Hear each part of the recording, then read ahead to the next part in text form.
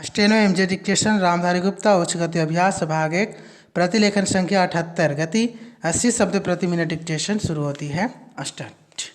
महोदय, तो क्या आपस के छोटे मोटे झगड़ों के लिए हम डंडे और पत्थरों का उपयोग करेंगे और एक दूसरे की भावना, उनकी प्रसन्नता और उनके विचारों का ध्यान नहीं रखेंगे? मैं जानता हूँ कि जिस समय इस योजना के विषय में विचार हो रहा था और रुपये पैसे की कमी के कारण कुछ लोगों को इस बात का संदेह था कि इसको किया जाए या नहीं, उस समय राजस्थान और मध्य भारत ने करोड़ों रुपये जमा करके अपना उत्साह प्रदर्शित किया।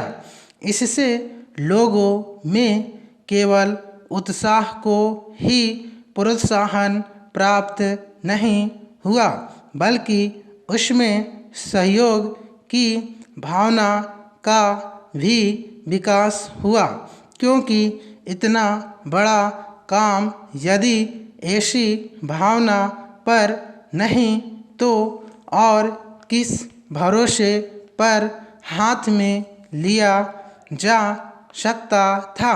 मैं चाहता हूँ कि आप में से प्रत्येक इस काम को अपना काम समझे और इसमें यथाशक्ति सहायता करे और इसको पूरा करा दे। पैराग्राफ। कल मैंने सुना और मुझे यह देखकर प्रसन्नता भी हुई है कि आप लोगों ने यहाँ पर किसी एक ही स्थान से नहीं बल्कि सारे भारतवर्ष से आदमियों को बुलाया है और वे आकर काम कर रहे हैं। बहुधा ऐसा होता है कि ऊंचे ऊंचे पदों पर बड़े बड़े अधिकारी दूर दूर से आते हैं, पर जो काम कठिन समझा जाता है उसको स्थानीय लोग ही करते हैं। इसके विपरीत मैंने यहाँ यह भी देखा कि केवल ऊंचे पदों पर ही नहीं बल्कि पत्थर तोड़ने तथा पत्थर काटने जैसा ठेठ मजदूरी का काम, जो कठिन काम होता है, मद्रास से लोग आकर कर रहे हैं। यह हर्ष की बात है।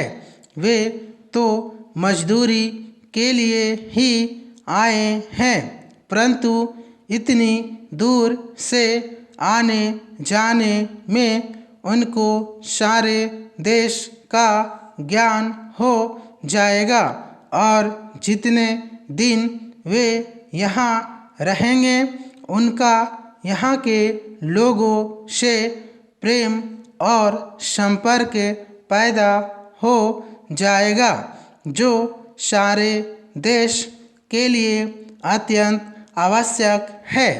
यह देश इतना बड़ा है और इसके निवासी इतने अधिक है कि जब तक सब राज्यों के लोगों का परस्पर थोड़ा बहुत परिचय कराने का विशेष प्रयत्न नहीं किया जाएगा, तब तक सबका सहयोग नहीं मिल सकता। हमारे पूर्वजों ने इस सारे देश को सदा ही एक माना और इसीलिए जब शंकराचार्य जी ने दिग्विजय की तो उन्होंने हिंदुस्तान के चारों कोनों में 4 मठ स्थापित किए। प्रत्येक स्त्री पुरुष के लिए चारों मठों का दर्शन करने का महात्म्य है। Thank you.